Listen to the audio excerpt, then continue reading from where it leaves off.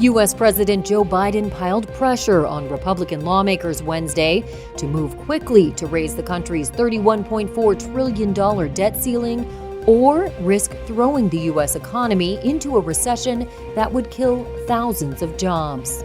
Because if we default on our debt, the whole world is in trouble. This is a manufacturing crisis. There's no question about America's ability to pay its bills. America has the strongest economy in the world, and we should be cutting spending and lowering the deficit without a needless crisis, in a responsible way. The pressure comes as talks between the White House and congressional Republicans kicked off ahead of a possible June 1st default on American debt. The Democratic president said that Republicans' opening proposal for spending cuts was far too steep. It makes huge cuts in important programs for millions of working and middle-class Americans, programs they count on. According to estimates, the Republican bill would put 21 million people at risk of losing Medicaid, including 2.3 million people here in New York State and 78,000 people right here in Westchester County. It's devastating. It's not right. Republicans have vowed to support raising the debt ceiling only if Biden agrees to retroactive reductions in government spending. The president wants the debt ceiling lifted without spending cuts attached, but said he wants to negotiate the next budget. But some see reasons for optimism on a deal. The Biden administration has signaled an openness to certain proposals that might raise revenues and streamline spending. One area of agreement may be the Republicans' demand to claw back some unused COVID-19 relief funds. And the White House on Wednesday joined Republicans in calling on Congress to pass legislation that would help speed up clean energy and fossil fuel projects. Biden will meet Friday with the top Republican and Democratic leaders in the U.S. House and Senate.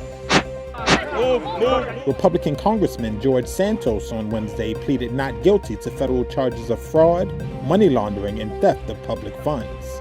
The reality is it's a witch hunt.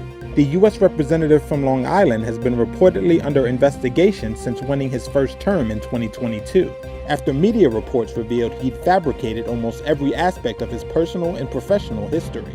I'm going to fight my battle. I'm going to deliver. I'm going to fight the witch hunt. I'm going to take care of clearing my name, and I look forward to doing that.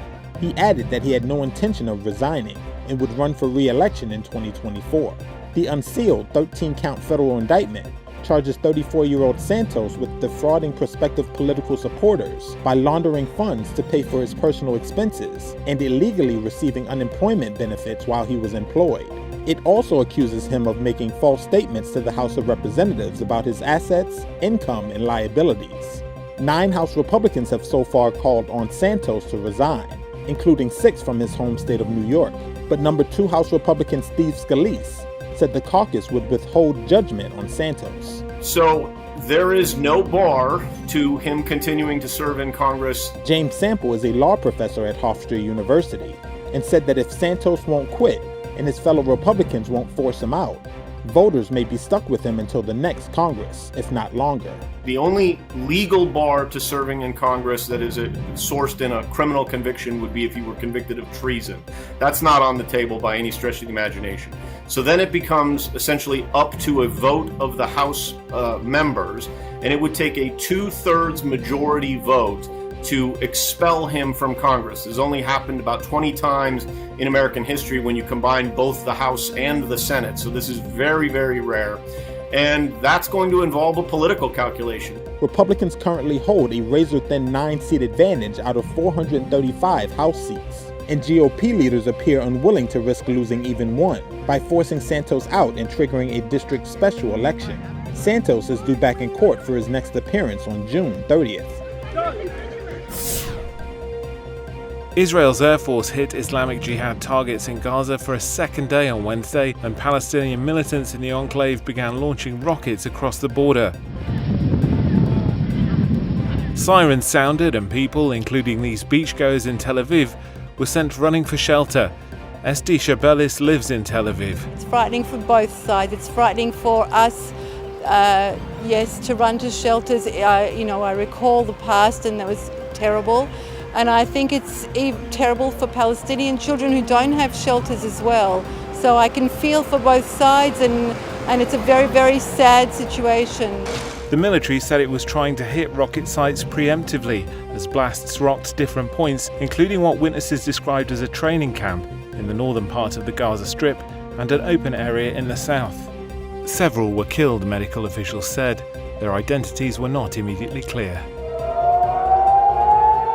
Minutes after the strikes, sirens sounded in Israel, initially among border communities, but soon also in and around the commercial capital Tel Aviv, 37 miles north of Gaza. There was no immediate word of casualties in Israel, though local media reported that a home was hit in the town of Sderot. In Gaza, multiple contrails could be seen ascending as rockets were launched.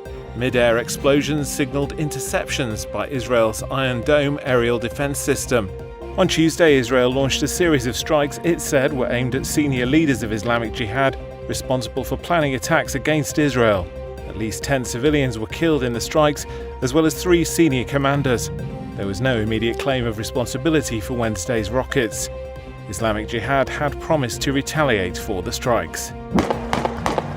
Pakistan's government deployed the army on Wednesday to stop violent protests that have broken out across the country and left a number of people dead since the arrest of former leader Imran Khan.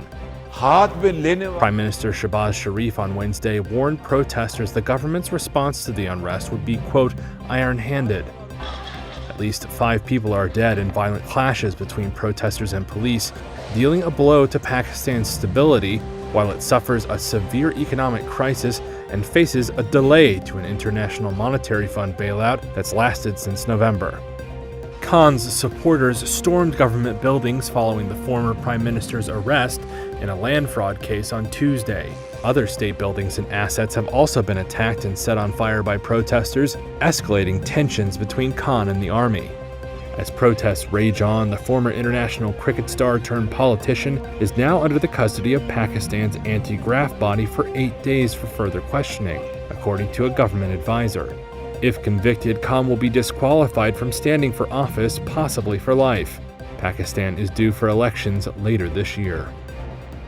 Here's an early look at what's to come for AI in search. Google is bringing more artificial intelligence to its core search product. At its annual I/O conference in California on Wednesday, the tech giant unveiled its revamped search engine, which can craft responses to open-ended queries. For example, rather than just being able to find out what the weather is like, a consumer will be able to ask what to wear. Yes, yes.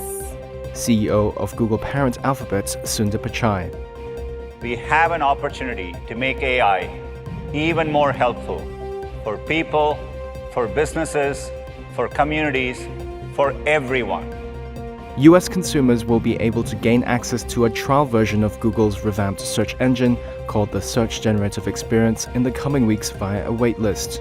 Google's upgrade introducing generative AI, which creates brand new content like fully formed text, images, and code using past data, will be integrated to existing products.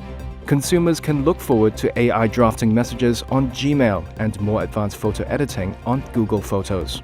Google's foray into generative AI comes after the startup OpenAI introduced ChatGPT in late 2022, which launched a furious funding race among would-be competitors.